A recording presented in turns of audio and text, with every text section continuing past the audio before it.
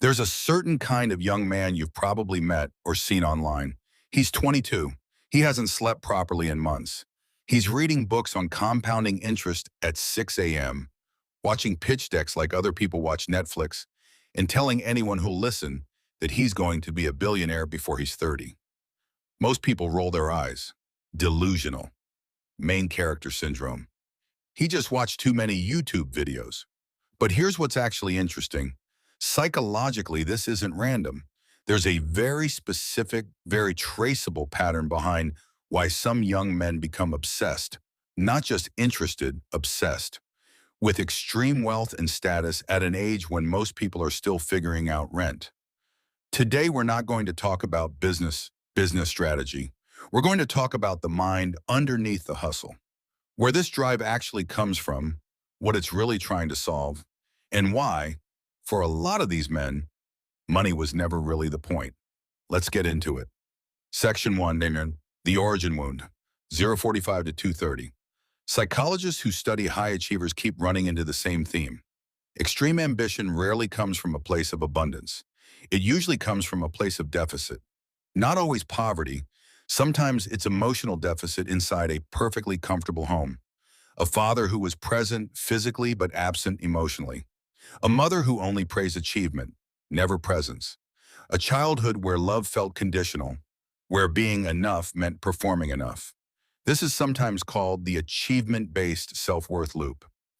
As a kid, you learn, attention comes when I win, affection comes when I succeed, safety comes when I'm impressive. So the nervous system quietly rewires itself around a single equation, worth equals output. Fast forward 15 years, and that child is now a 24-year-old founder working 90-hour weeks. He'll tell you it's about financial freedom or changing the world. Sometimes that's true, but underneath it, for many of these men, there's a much older, much quieter voice still running the show. If I become undeniable, I will finally be enough. That's not weakness. That's a strategy a child came up with to survive an environment now, and it's still running decades later in an adult body that doesn't need it anymore. Section 2, the fear of insignificance, 230 to 415. There's a second engine running alongside the first one, and it's less about love and more about terror. The terror of being ordinary. We live in the most comparison-saturated era in human history. Every scroll shows you someone younger, richer, more ahead. For a certain psychological profile, often men high in what researchers call need for achievement combined with status anxiety, this isn't just annoying, it's existentially threatening. Because if you strip away the language of building an empire, what you often find is a much rawer fear. I am terrified of being forgettable. I am terrified of living a small, invisible life and dying having mattered to no one. Becoming a billionaire in this framework isn't really a financial goal. It's a death anxiety management system.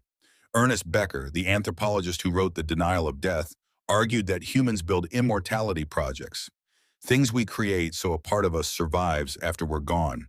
For some men, a company, a fortune, a name on a building becomes exactly that.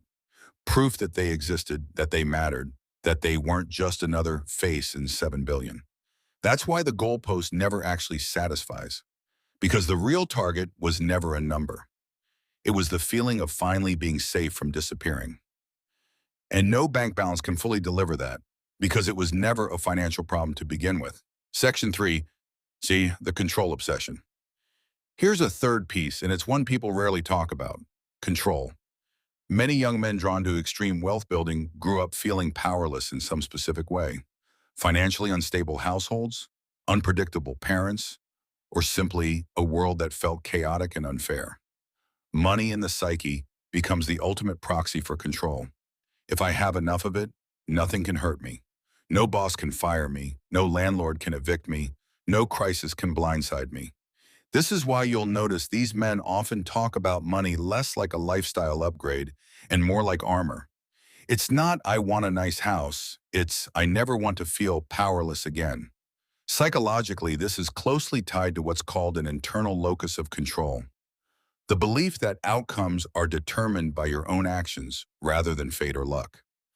Taken to a healthy degree, this trait predicts real success. Taken to an extreme, it becomes a person who cannot rest, because resting feels like losing control, the one thing that once made them feel safe. Section 4, the role model effect. There's also a simpler, less tortured explanation running in parallel: modeling. A lot of young men chasing billionaire status genuinely just grew up idolizing specific figures: tech founders, investors, athletes, turned moguls, the same way earlier generations idolized rock stars or astronauts. Social media compressed the distance between watching someone's life and believing that life is available to you. 15 years ago, a billionaire founder felt like a mythical figure. Today, that same founder is doing a 45-minute podcast explaining exactly how he thinks, 3 feet from a camera, feeling completely reachable. This closes what psychologists call the perceived attainability gap. When a goal feels reachable, ambition around it becomes rational instead of fantastical. So it's not always trauma. Sometimes it's simply exposure. You can't want to become something you've never been shown is possible. Section 5, the shadow side. Now, the part that matters most, and the part these men often discover far too late. When the underlying driver is unresolved worth, fear of insignificance, or a need for control, wealth doesn't cure it. It just moves the finish line. Psychologists call this the hedonic adaptation trap. You hit the number you swore would make you feel whole, and you feel exactly the same. So the mind does the only thing it knows how to do: it sets a bigger number. This is why you'll hear founders worth hundreds of millions still describe themselves quietly as failures. Not because they're irrational, but because the actual wound was never a balance sheet problem. You can out-earn a nervous system that was taught at age 7 that it wasn't enough. The cost is often steep: relationships sacrificed for the next stage, health ignored for years, identities so fused with the business that a bad quarter feels like a personal death sentence. This is the part the highlight reels never show. Section 6, the healthy version. Here's the hopeful part though, because not all of this is pathology. Some of the most effective, resilient young builders operate from something psychologists call purpose-driven motivation, rather than deficit-driven motivation. Same drive, same hours, same intensity, completely different internal engine. Instead of running from an old wound, they're running towards something they actually care about: a problem worth solving, a family they want to provide security for, a genuine curiosity about building things. The tell is simple: a deficit-driven man cannot sit still in success. He feels hollow at the top.